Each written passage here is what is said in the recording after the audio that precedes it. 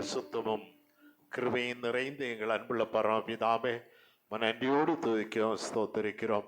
தேவாதி தேவனுடைய பரிசுத்த பாதத்தில் எங்களை தாழ்த்தி ஒப்பு கொடுக்கிறோம். எங்களை தாங்குவேன், சுமப்பேன், தப்புவிப்பேன் சொன்னீரே. தேவாதி தேவனாகிய கர்த்தே, நீர் எங்களை தாங்குகிறதற்காய் உமக்கு கோடாகோடி ஸ்தோத்திரம். பலப்படுத்துங்க, கிருபையினால் மூடுங்க. மனம் நொந்து போன பிள்ளைகளை ஆறுதல் படுத்துங்க. இயேசுவின் நாமத்திலே தாழ்த்தி ஜெபிக்கிறோம் நல்ல தகப்பனே. ஆமென், ஆமென்.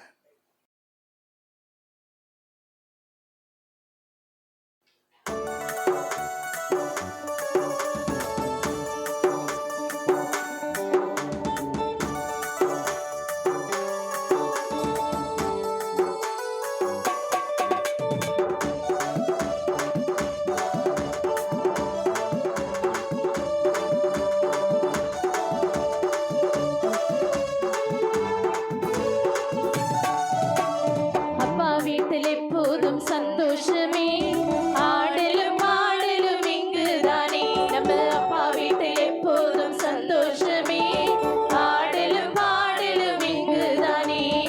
ஆடுவோம், கொண்டாடுவோம், பாடுவோம், நடனம் ஆடுவோம், ஆடுவோம், கொண்டாடுவோம், பாடுவோம், நடனம் ஆடுவோம். அல்லேலூயா, ஆனந்தமே எல்லையில்லா பேரின்பமே. அல்லேலூயா, ஆனந்தமே எல்லையில்லா பேரின்பமே. நம்ம அப்பா வீட்டில் எப்போதும் சந்தோஷமே ஆடலும் பாடலும் இங்குதானே. நம்ம அப்பா வீட்டில் எப்போதும் சந்தோஷமே ஆடலும் பாடலும் இங்குதானே. காத்திருந்தார், கண்டு கொண்டார், கண்ணீரெல்லாம் துடைத்து விட்டார்.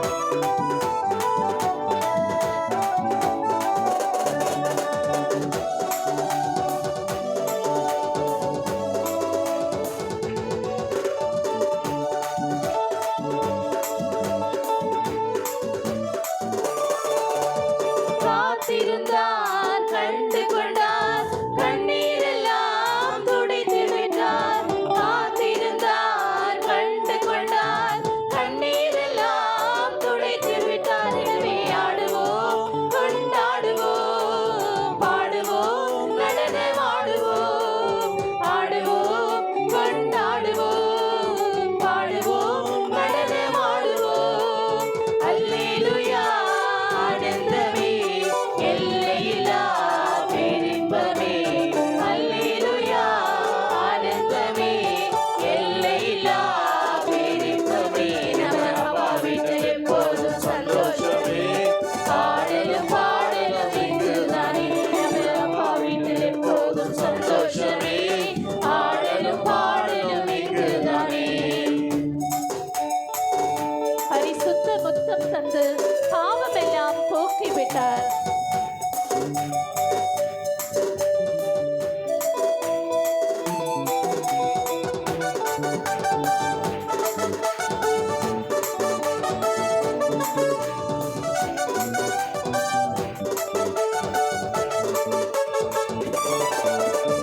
பரிசுத்த முத்தம் தந்து பாவமெல்லாம் போக்கிவிட்டார். பரிசுத்த முத்தம் தந்து பாவமெல்லாம் போக்கிவிட்டார். எனவே ஆடுவோம், கொண்டாடுவோம், பாடுவோம், நடனம் ஆடுவோம், ஆடுவோம், கொண்டாடுவோம், பாடுவோம், நடனம் ஆடுவோம். அல்லேலூயா, ஆனந்தமே எல்லையில்லா பேரின்பமே. அல்லேலூயா, ஆனந்தமே எல்லையில்லா பேரின்பமே. நம்ம அப்பா வீட்டில் எப்போதும் சந்தோஷமே ஆடலும் பாடலும் இங்குதானே. நம்ம அப்பா வீட்டில் எப்போதும் சந்தோஷமே ஆடலும் பாடலும் இங்குதானே. அன்பானவர்களே, ஆண்டவராகிய இயேசு கிறிஸ்துவின் திருநாமத்தினாலே உங்களுக்கு என்னுடைய அன்பின் நல்வாழ்த்துக்களை நான் தெரிவித்துக் கொள்கிறேன். கர்த்தர் தாமே தம்முடைய வார்த்தைகளை கொண்டு இன்றைக்கு நம் மத்தியிலே இடைப்படுவாராக. இந்த நாளின் செய்திக்காக நான் கடந்த ஒரு வாரமாக ஆண்டுடைய சமூகத்திலே நான் ஜெபித்து கொண்டிருந்தேன். என் இருதயத்திலே தோன்றின ஒரு சம்பவத்தை நான் உங்கள் மத்தியிலே சொல்லிவிட்டு அடுத்ததாக நம்முடைய செய்திக்கு நேராக நாம் கடந்து செல்லலாம். வழக்கமாக நான் என்னுடைய பெரிய மகளோடு கூட பேசும்போது சின்ன மகளை குறித்து எப்போதும் சொல்லுவேன்.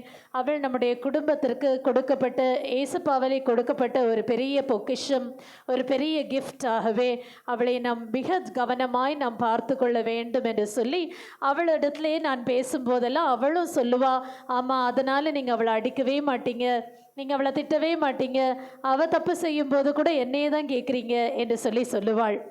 இந்த பிள்ளையுடைய பிறந்த நாள் வந்தபோது, சின்ன மகளுடைய பிறந்த நாள் வந்தபோது நாங்கள் 2 பேருமாக நாங்கள் திட்டமிட்டோம் எப்படி அவளை சந்தோஷப்படுத்துவது என்று சொல்லி. திட்டமிட்டு 1 வாரத்திற்கு முன்பாகவே பிள்ளைக்கு ஒரு 4-5 பொருட்கள் அவளுக்கு விருப்பமானபடி வாங்கி வைத்து அதை பேக் பண்ணிவிட்டு நாங்கள் ஆயத்தமாய் வைத்திருந்தோம். அவளுடைய பிறந்த நாள் அன்றைக்கு காலையிலே அதை கொடுக்கலாம் என்று சொல்லி ஆயத்தமாய் வைத்திருந்தோம். முந்தின நாளிலே மகள் சொன்னாள், பெரியவள் சொன்னாள், அம்மா, நம்ம ஒரு ட்ரெஷர் ஹண்ட் என்று சொல்லுகிற ஒரு கேம் இருக்கிறது, அந்த கேம் மூலமாக நம்ம அந்த கிஃப்ட்ஸ் அவளுக்கு கொடுக்கலாம், அவள் ரொம்ப சந்தோஷமாயிடுவா என்று சொன்னாள். உடனே அந்த ட்ரெஷர் ஹண்ட் என்றால் என்ன?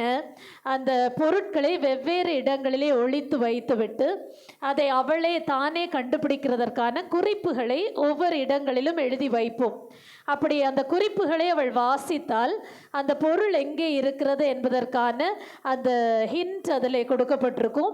அதை வைத்து அவளால் அந்த பொருட்களை கண்டுபிடிக்க முடியும். அப்படி 5 இடங்களிலே பொருட்களை நாங்கள் மறைத்து வைத்து விட்டோம். காலையிலே பிள்ளை எழுப்பின பிறகு அவள் ஜபித்த பிறகு அவளிடத்துல முதலாவது ஒரு சாக்லேட்டை கொடுத்தோம்.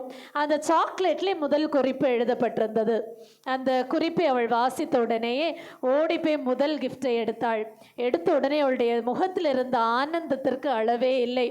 அப்படி ஒரு சர்ப்ரைஸ்டாக, அதாவது அவளுடைய முகத்தில் பயங்கரமான ஆச்சரியத்தை நாங்கள் கண்டு நாங்கள் சந்தோஷம் அடைந்தோம். அதிலிருந்து அடுத்த கிஃப்ட்டுக்கான குறிப்பு இருந்தது. அடுத்த இடத்துல இப்போ அடுத்த கிஃப்டை எடுத்தாள். இப்படி 5 இடங்களிலும் அவளுடைய முக சந்தோஷத்தை பார்த்து நாங்கள் சந்தோஷம் அடைந்தோம். எனக்கு அன்பான தேவனுடைய பிள்ளைகளே, ஆண்டவராகிய கர்த்தர் நம்முடைய முகத்திலே அப்படிப்பட்ட ஒரு சந்தோஷத்தை காண விரும்புகிறார். ஹல்லேலூயா, ஹல்லேலூயா. சாதாரண ஒரு தாய் தான் ஒரு பிள்ளையை எவ்வளோ அதிகமாய் சந்தோஷப்படுத்த வேண்டும் என்று நானே விரும்பும்போது, நம்மை உருவாக்கின ஆண்டவர் நம்முடைய முகத்தின் சந்தோஷத்தை பார்க்க எவ்வளவு ஆசைப்படுவார் இல்லையா? ஹல்லேலூயா. ஆண்டவர் அதற்காக நமக்கு மிக விலையேற பெற்ற பொக்கிஷங்களை நமக்கு கிஃப்டாக கொடுத்திருக்கிறார். ஹல்லேலூயா. இன்றைக்கு நமக்கு ஆண்டவர் வைத்திருக்கிற அந்த விலையேற பெற்ற கிஃப்ட் என்ன என்பதை தான் இன்றைக்கு வேதத்தின் மூலமாக நாம் தெரிந்து கொள்ள போகிறோம். பிலிப்பியருக்கு அப்போஸ்தலனாகிய பவுல் எழுதும்போது அவர் சொல்லி அவர்களை ஆசீர்வதித்த வார்த்தையை தான் இன்றைக்கு கர்த்தர் சபையாருக்கு சொல்ல விரும்புகிறார். நாம் வாசிக்க கேட்போம். பிலிப்பியர் 4ஆம் அதிகாரம் 7ஆம் வசனம். அப்பொழுது எல்லா புத்திக்கும் மேலான தேவ சமாதானம் உங்கள் இருதயங்களையும் உங்கள் சிந்தைகளையும் கிறிஸ்து இயேசுவுக்குள்ளாக காத்துக்கொள்ளும். அப்பொழுது எல்லா புத்திக்கும் மேலான தேவ சமாதானம் உங்கள் இருதயங்களையும் உங்கள் சிந்தைகளையும் கிறிஸ்து இயேசுவுக்குள்ளாக காத்துக்கொள்ளும். ஹல்லேலூயா, சொல்லுங்களேன். ஹல்லேலூயா. இந்த வார்த்தையை அப்போஸ்தலனாகிய பவுல் பிலிப்பியருக்கு எழுதும்போது தேவ சமாதானத்தை அவர்களுக்கு எழுதி அனுப்பினார். தேவ சமாதானம் இன்றைக்கு எல்லா புத்திக்கும் மேலானது என்று சொல்லப்பட்டிருக்கிறது. எந்த அறிவுக்கும் எட்டாத ஞானமாகிய தேவனுடைய சமாதானம், அந்த சமாதானத்தை ஆண்டவர் இன்றைக்கு நமக்கு கிஃப்டாக அருளுகிறார். கரங்களை உயர்த்தி ஒரு அல்லேலூயா சொல்லுங்களேன். ஹல்லேலூயா. எல்லா ஆசீர்வாதத்திற்கும் எல்லா புத்திக்கும் மேலான ஒரு ஆசீர்வாதமாக தேவனுடைய தன்னுடைய சமாதானத்தையே தருகிறார். அது நம்முடைய இருதயங்களையும் சிந்தைகளையும் காத்து கொள்ளுமாம். கரங்களை உயர்த்தி ஒரு அல்லேலூயா சொல்லுங்களேன். ஹல்லேலூயா. இருதயங்களையும் சிந்தை காத்துக்கொள்ளும். இந்த தேவ சமாதானம் என்று சொல்லப்பட்டதற்கான காரணம் என்ன? இந்த சமாதானம் இந்த உலகத்திலே கிடைக்கிற சமாதானத்திற்கு ஈடானது அல்ல. இது ஆண்டவரே தந்த சமாதானம்.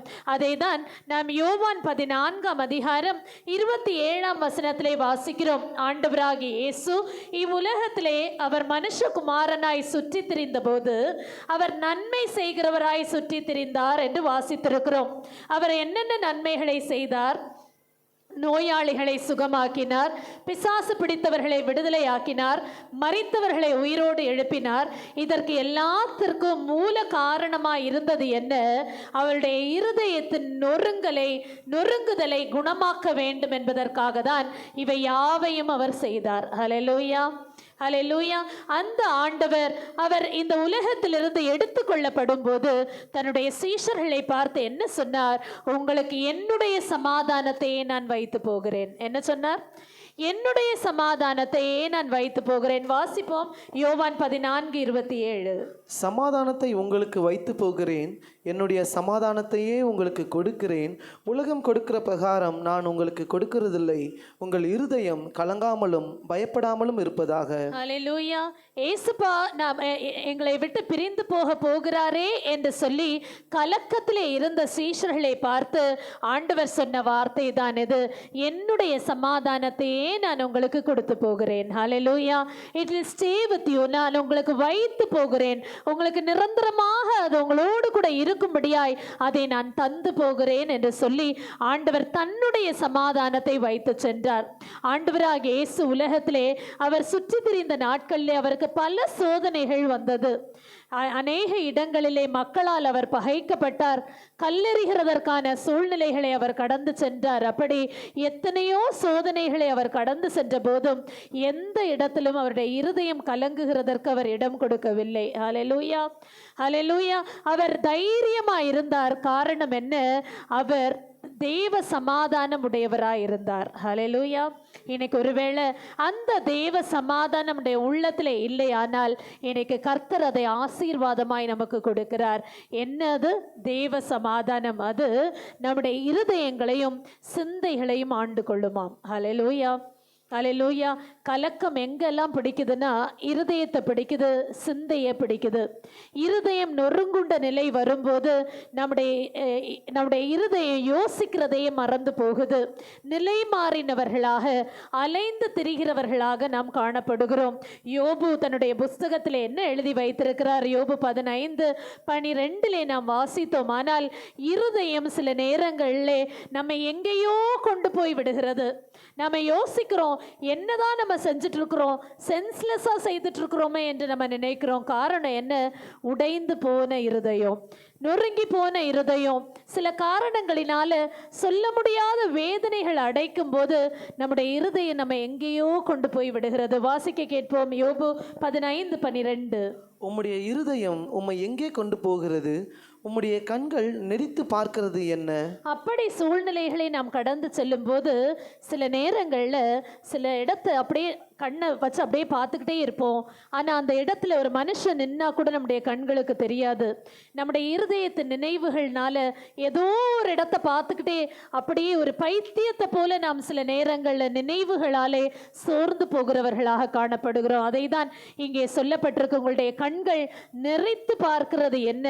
கண்கள் செயலிழந்து போகிற நிலைக்கு உங்களுடைய இருதயம் கலங்கி போயிருக்கிறதுக்கான காரணம் என்ன என்று சொல்லி ஆண்டவர் இந்த இடத்திலே வினவுகிறார். எனக்கு அன்பான தேவனுடைய பிள்ளைகளே, இந்த இருதயம் கலங்காமலும் பயப்படாமலும் இருப்பதாக என்று ஆண்டவர் சொல்லி சென்றாரே. இருதயம் கலங்கி போகிறதற்கான காரணங்கள் சில உண்டு. என்னென்ன காரணங்கள்? இந்த யோபுவை குறித்து நாம் வாசித்தோம். ஆனால் இவர் செல்வ சீமானாய் வாழ்ந்தவர், எந்த குறையும் இல்லாமல் வாழ்ந்தவர். ஆனால் திடீரென்று அவருடைய வாழ்க்கையில ஏற்பட்ட ஒரு மிகப்பெரிய இழப்பு அவருடைய வாழ்க்கை அப்படியே திருப்பி போட்டது.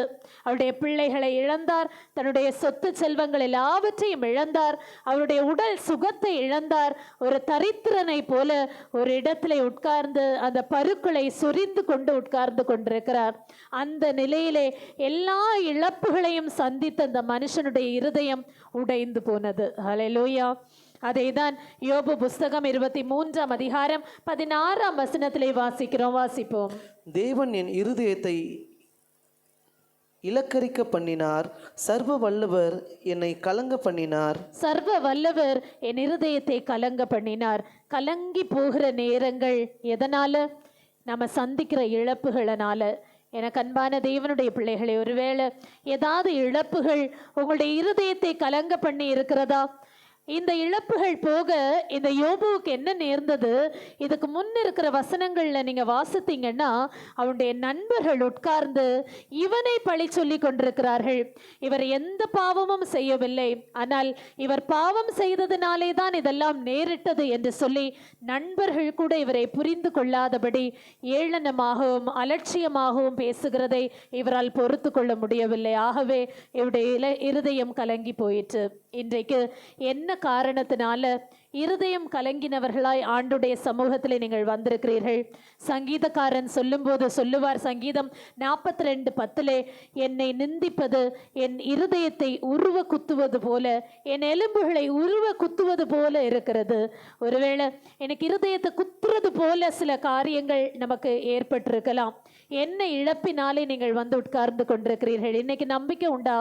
தேவ சமாதானம் என்னை காத்துக்கொள்ளும். கரங்களை உயர்த்தி ஒரு அல்லேலூயா சொல்லுங்களேன். தேவ சமாதானம் என்னை காத்துக்கொள்ளும். என்னுடைய இருதயம் அலைப்பாய்கிறது உண்மைதான். என்னுடைய இருதயம் அலைந்து திரிகிறது, எதையோ தேடி போய்கொண்டிருக்கிறது. ஆனால் எனக்கு ஒன்று தெரியும், என் தேவன் தன்னுடைய சமாதானத்தை எனக்கு தந்து போயிருக்கிறார். ஹல்லேலூயா, ஹல்லேலூயா. அந்த தேவ சமாதானம் நம்முடைய இருதயத்தை இன்றைக்கு நிரப்பட்டும். சங்கீதம் 42:10 வாசிப்போம். உன் தேவன் எங்கே என்று என் சத்துருக்கள் நாள்தோறும் என்னோட சொல்லி என்னை நிந்திப்பது என் எலும்புகளை உருவ குத்துகிறது போல் இருக்கிறது. ஹல்லேலூயா. பிறருடைய நிந்தனையான பேச்சுகளை கேட்கும்போது என்னுடைய எலும்புகளை உருவ குத்துகிறது போல இருக்கிறது. இருதயம் நொறுங்கி வந்திருக்கிற உங்களுடைய இருதயத்தை என் ஆண்டவர் கண்ணோக்கி பார்க்கிறார். ஹல்லேலூயா. இழப்பு நிமித்தமாய் இருதயம் கலங்கி போகிறது. அடுத்தது நீதிமொழிகள் 13:12 நாம் வாசிக்கிறோம், நெடுங்காலமாய் காத்திருக்குதல் இருதயத்தை கலங்க பண்ணும். நெடுங்காலமாய் சில காரியங்களுக்காக இது நடக்கும் என்று சொல்லி நம்ம காத்திருக்கோம். நம்ம காத்திருந்து அது நடக்காத போது நம்ம சோர்ந்து போகிறோம். வாசிப்போம். நெடுங்காலமாய் காத்திருக்குதல் இருதயத்தை இளைக்க பண்ணும், விரும்பினது வரும்போதோ ஜீவ விருட்சம் போல் இருக்கும். வேதத்திலே ஆபிரகாமை குறித்து நாம் வாசித்தோமானால், இந்த ஆபிரகாமுடைய பூர்வீகம் எப்படிப்பட்டதா இருந்தது? இவருடைய தகப்பன் சிலைகளை செய்து அதை விற்கிறவர். அந்த தொழிலே தன்னுடைய பிள்ளையையும் வளர்த்து வந்தார். இந்த ஆபிரகாமும் அந்த சிலைகளை எடுத்து கொண்டு போய் விட்டு வருகிறவர். அப்படிப்பட்ட ஆபிரகாம் மேலே ஆண்டுடைய கண்கள் பட்டது. ஆண்டவர் இவரை தெரிந்து கொண்டு இவரை அழைத்தார். அழைத்து சொன்னார், நான் உன்னை ஆசீர்வதிப்பேன், ஆனால் நீ உன்னுடைய இடத்தாரையும் உன்னுடைய இந்த தேசத்தையும் விட்டு நான் காண்பிக்கும் தேசத்திற்கு நீ செல்ல வேண்டும் என்று ஆண்டவர் ஒரு தீர்மானத்தோடு கூட ஆபிரகாமை அந்த ஜனத்தோடு சேராதபடி பிரித்தெடுத்தார். அந்த பழக்க வழக்கங்களிலிருந்து இவர் பிரிய வேண்டும் என்பது ஆண்டுடைய தீர்மானமாய் இருந்தது.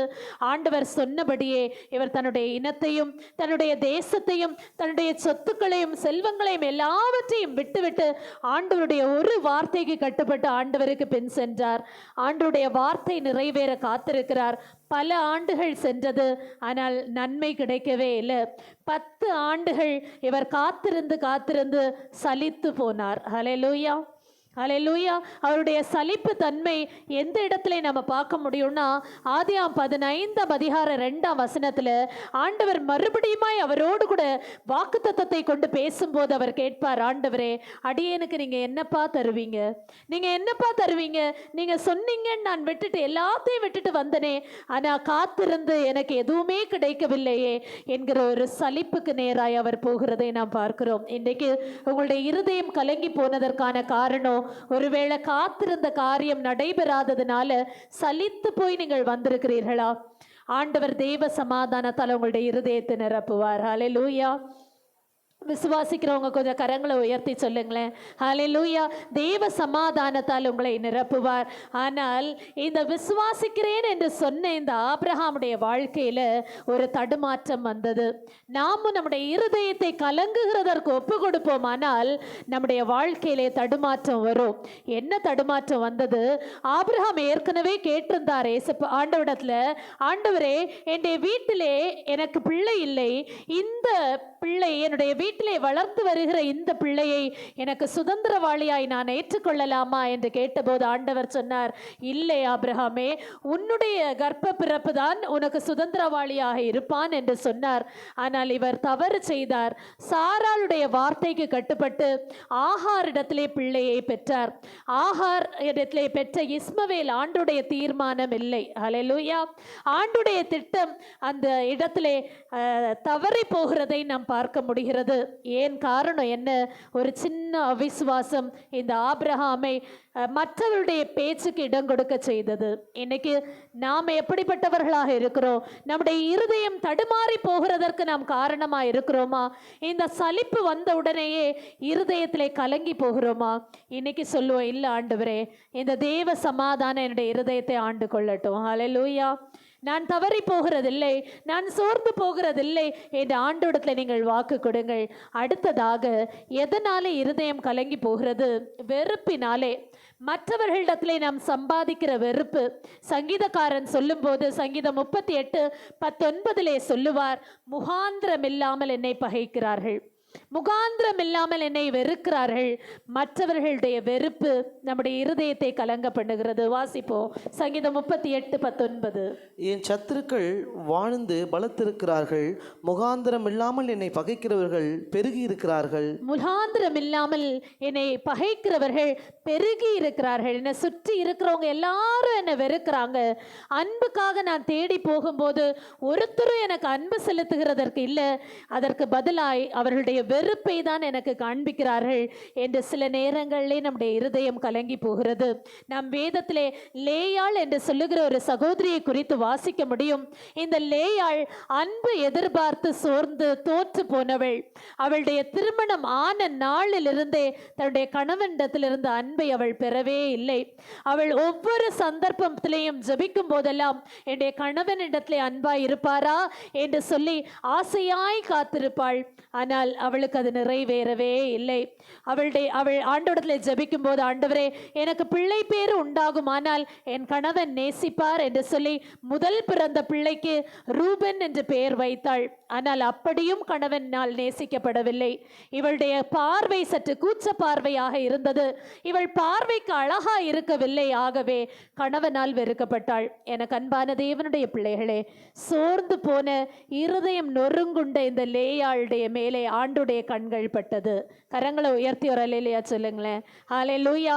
இந்த லேயாளுடைய சகோதரி ஆகிய ராகேல் மிக அழகியாக இருப்பாள், மிக லட்சணமாக இருப்பாள். ஆகவே கணவன் அவளை அதிகமாய் நேசிக்கிறார், ஆனால் தன்னையோ நேசிக்கவில்லை. தன் மேலே பாசமே இல்லை. ஆகவே தான் இந்த லேயாள் மேலே கர்த்தருடைய பார்வை விழுந்தது. ஆண்டவர் இன்றைக்கு அந்த சமாதானத்தை உங்களுக்கு தர விரும்புகிறார். ஹல்லேலூயா. என்ன மற்றவருடைய வெறுப்பு உங்களை அப்படியே உடைந்து போக செய்திருக்கிறது?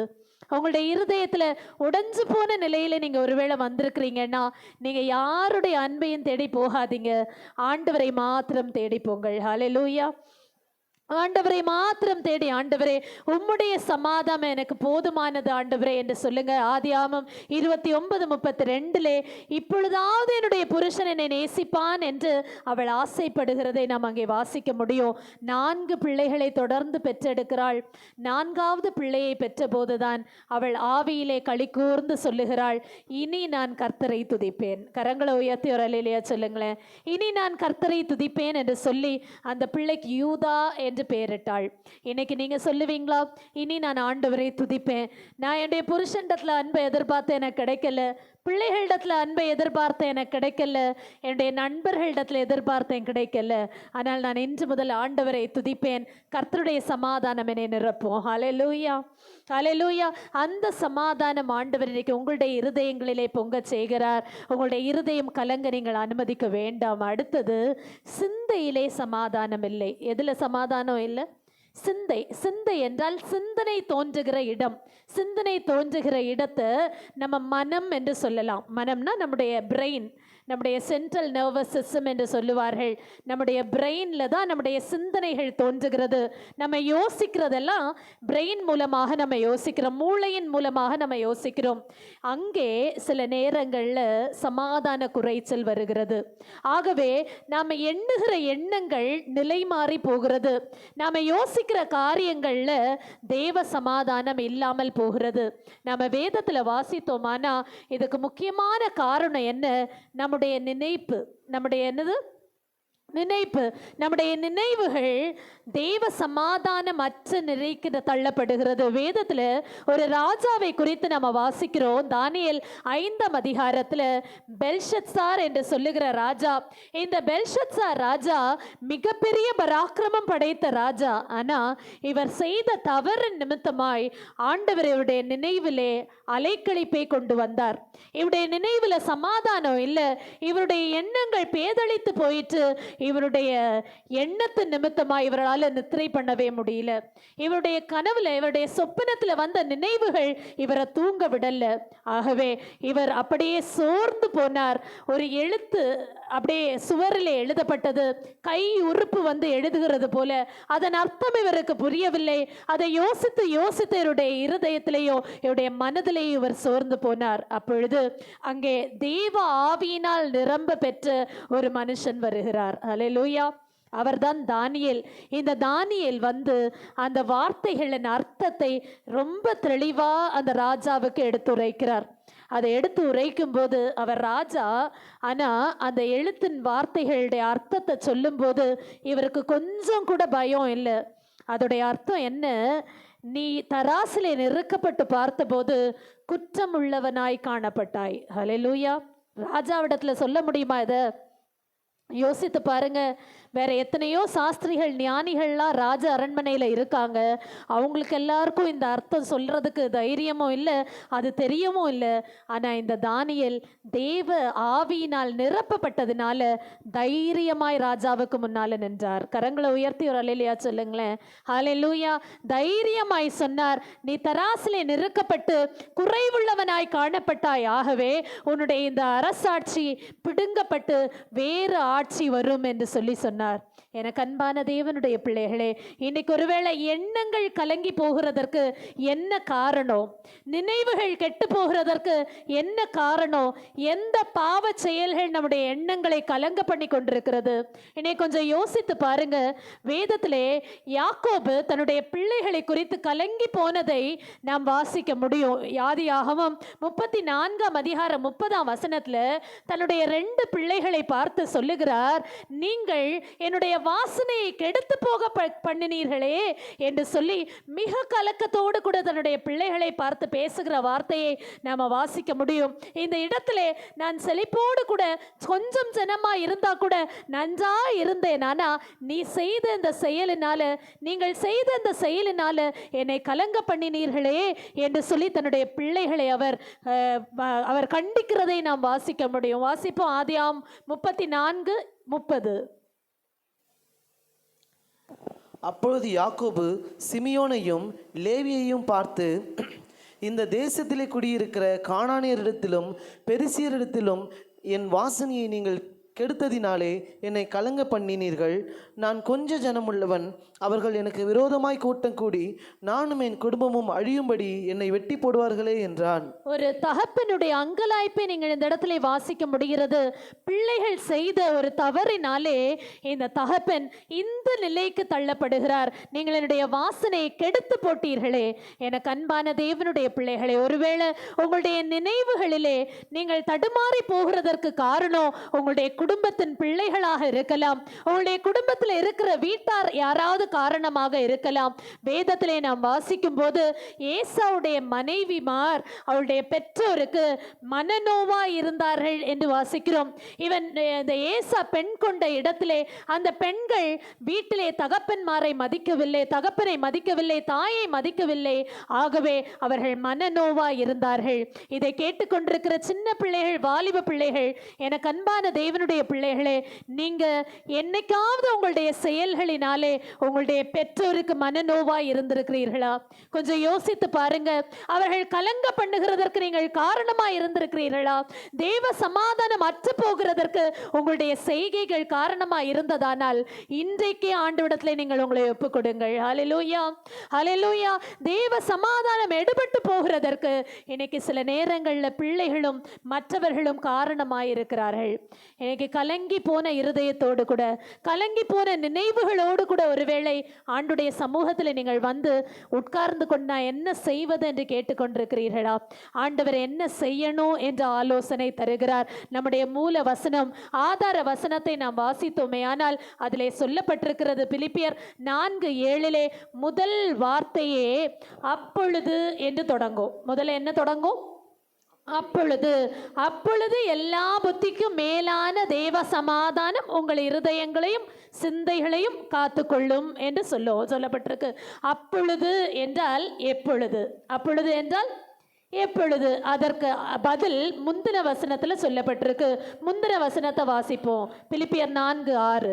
நீங்கள் ஒன்றுக்கும் கவலைப்படாமல் எல்லாவற்றையும் குறித்து உங்கள் விண்ணப்பங்களை ஸ்தோத்திரத்தோட கூடிய ஜெபத்தினாலும் வேண்டுதலினாலும் தேவனுக்கு தெரியப்படுத்துங்கள். முதல்ல என்ன செய்யணுமா?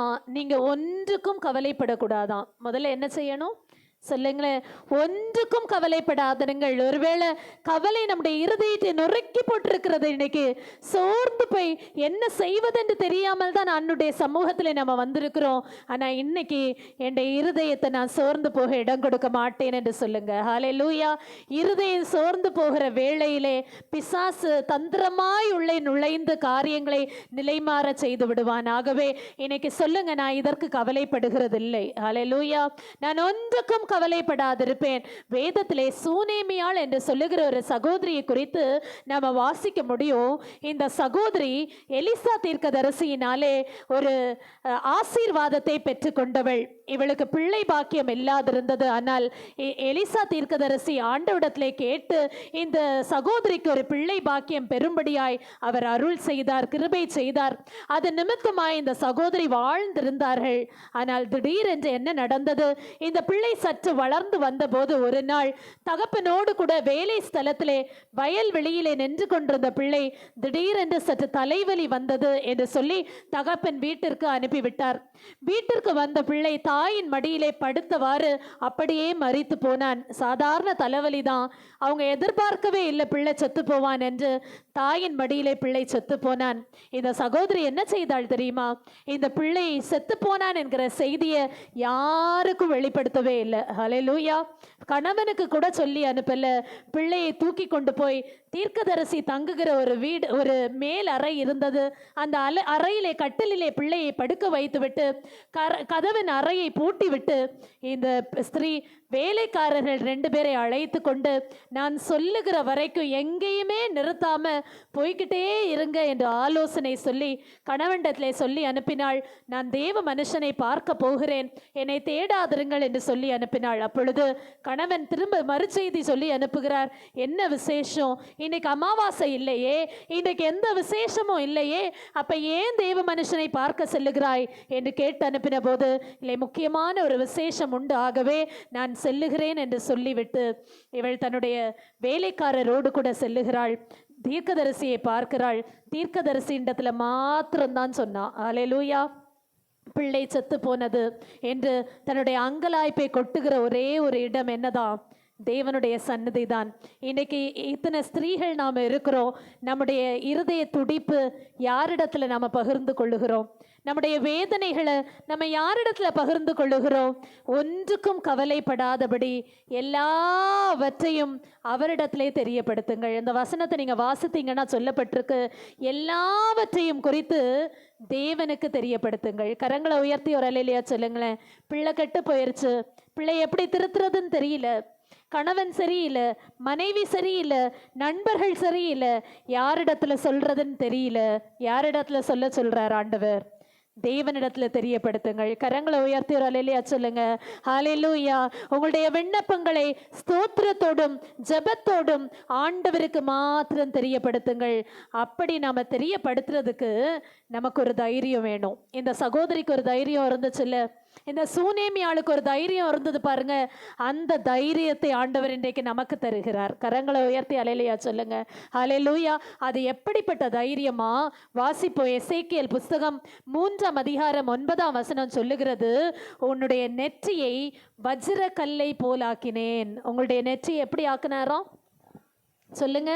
வஜ்ர கல்லை போல் கெட்டியாக்கினேன். வாசிப்போம் அந்த வசனத்தை. எசேக்கியேல் 3:9.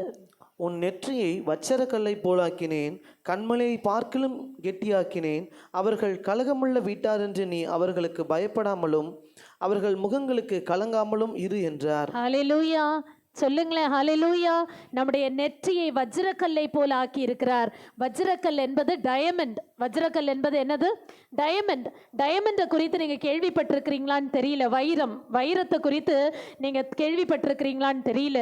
இந்த வைரம் இருக்கிற எல்லா பொருட்களிலும் ரொம்ப ஹார்டான சப்ஸ்டன்ஸ், ரொம்ப கடினமானது அப்படின்னு சொல்லணுமானா இந்த வைரக்கல் தான்.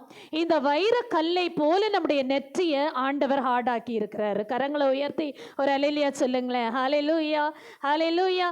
இனி எதை குறித்து நீங்கள் கலங்க வேண்டாம். இந்த டைமண்டுக்கு ஒரு குவாலிட்டி இருக்கு. அதை வெட்ட வேண்டுமானால் இன்னொரு டைமண்டை வச்சு தான் வெட்ட முடியும். ஹல்லேலூயா. அதை வேற எந்த ஆயுதத்தை வச்சு அதை வெட்டவோ அதை உடைக்கவோ முடியாதான். அந்த டைமண்டை வெட்டணுமானா இன்னொரு டைமண்டை வச்சு தான் வெட்ட முடியும். அவ்வளோ ஸ்ட்ராங் அந்த டைமண்ட். ஹல்லேலூயா. நம்முடைய நெற்றி இன்றைக்கு வஜ்ரக்கல் போல் ஆகிறது. கரங்களை உயர்த்தி ஒரு அல்லேலூயா சொல்லுங்க.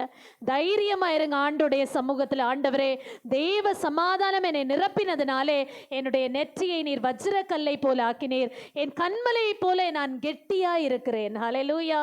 ஐ எம் வெரி ஸ்ட்ராங். என்னை யாரும் நிலைமாற செய்ய முடியாது. நான் கலங்குகிறதில்லை. ஹல்லேலூயா. நான் திகைத்து போகிறதில்லை. பேதுரு கலங்கின நிலையிலே இருந்த ஒரு மனுஷன். நாணல் புல்லை போல இருந்த சீமோனை ஆண்டவர் கல்லை போல ஆக்கினார். ஹல்லேலூயா. சீமோனா இருந்தவரை பேதுருவாய் மாற்றினார். இந்த பேதுரு நிமித்தமாய் தேவ ஆலயம் கட்டி எழும்பியது. கரங்களை உயர்த்தி அல்லேலூயா சொல்லுங்க. இன்னைக்கு நீங்க உங்களுடைய நெற்றியை கல்லை போல் ஆக்குவீர்கள் ஆனால், தேவ சமாதானம் உங்களுடைய உள்ளத்திலே நிரம்ப ஒப்பு கொடுப்பீர்கள் ஆனால், நிச்சயமாகவே உங்கள் நிமித்தமாய் ஒரு பெரிய ஆதாயம் உண்டாகும். உங்களுடைய குடும்பத்திலே ஒரு பெரிய மாற்றம் உண்டாகும். உங்களுடைய பிள்ளைகள் கர்த்தருடைய சமூகத்திலே பலப்படுவார்கள். ஹல்லேலூயா, ஹல்லேலூயா. சொல்ல மாட்டேங்கிறீங்களே. ஹல்லேலூயா. பிள்ளைகள் சீரா இல்லைன்னு நினைக்கிற பெற்றோர் இன்னைக்கு நிறைய பேர் இருக்காங்க. பிள்ளைகள் சரியான பாதையில் போகிறதில்லை என்று சொல்லுகிற பெற்றோர்கள் அநேகர் உண்டு. கர்த்தருடைய வழியிலே பிள்ளைகளை நீங்கள் சீர்படுத்துங்கள். பிள்ளைகள் எதிர்காலத்திலே அவர்கள் கனி கொடுக்கிறவர்களாய் மாறுவார்கள். இங்கே இருக்கிற பிள்ளைகள் ஒப்பு கொடுங்க. நான் இனி என்னுடைய அம்மாவையோ அப்பாவையோ கலங்க பண்ணுகிறவளாய் இருக்க மாட்டேன் என்று ஒப்பு கொடுங்கள். ஹல்லேலூயா, ஹல்லேலூயா. அவர்களை பெருமைப்படுத்துகிறவளாய் இருப்பேன் என்று ஒப்பு கொடுங்கள். தேவ சமாதானம் உங்களுடைய இருதயங்களிலே இந்த நாளிலே நிரப்போம். அவமானப்படுத்த மாட்டோம் அப்பாவையும் அம்மாவையும் சொல்லுங்க. ஏலி பரிசுத்தவான். அவர் தேவ சபையிலே ஒரு போதகராய் இருந்தவர். ஆனால் பிள்ளைகள் அவரை அவமானப்படுத்தினார்கள். பிள்ளைகள் அவமானப்படுத்தினதுனாலே ஆண்டவர் அந்த பிள்ளைகளை அழித்து போட்டார். ஹல்லேலூயா. அந்த அழிவு நம்முடைய குடும்பத்திற்கு வராதபடிக்கு இன்னைக்கு சொல்லும், ஆண்டவரே, எங்களுடைய குடும்பத்தில் தேவ சமாதானம் வேணும். அப்படியே கண்களை மூடுங்களேன். தேவன் தருகிற மேலான சமாதானம் தான் நம்முடைய இருதயங்களையும் சிந்தைகளையும் இன்னைக்கு நிரப்பட்டும். ஆண்டவரே, எனக்கும் என்னுடைய குடும்பத்தில் இருக்கிறவங்களுக்கும் என்னுடைய பிள்ளைகளுக்கும் அந்த தேவ சமாதானத்தை நான் எடுத்துக்கொள்ளுகிறேன். ஆண்டவரே, அப்படியே ஒப்பு கொடுங்க. ஆண்டவர் இன்னைக்கு உங்களுடைய இருதயத்தை காண்கிறார். கலங்கி போன உங்களுடைய இருதயத்திற்கு என் ஆண்டவர் ஆறுதலை தருகிறார்.